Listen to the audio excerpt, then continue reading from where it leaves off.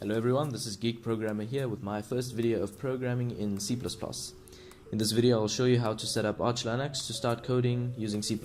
Before I get started, do remember to hit the like button and subscribe. Let me know about anything that's bothering you down in the comment section below.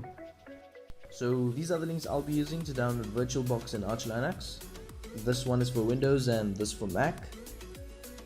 This video was intended for University of Pretoria students, as you can only use these links when connected to their network on campus or at the residences. I'll leave these links in the description below in case you need them. So once you've downloaded VirtualBox and Arch Linux, you'll have these two icons. So I'll first open VirtualBox. Then you go to File, Import Appliance, and you click this button here to search for the Arch Linux that you downloaded, and in my case it's on my desktop. So you select the one you've downloaded and you open it and you click import. You just wait for the importing to take place, just a minute or two,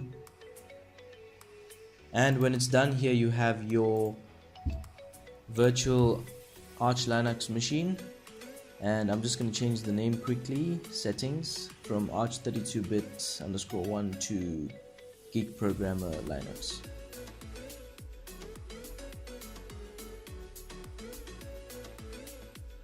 Okay, and you click start after clicking your virtual machine,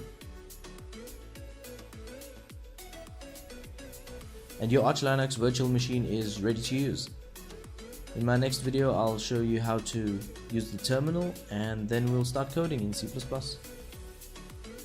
That's the end of this video. This is Geek Programmer signing out. Sayonara.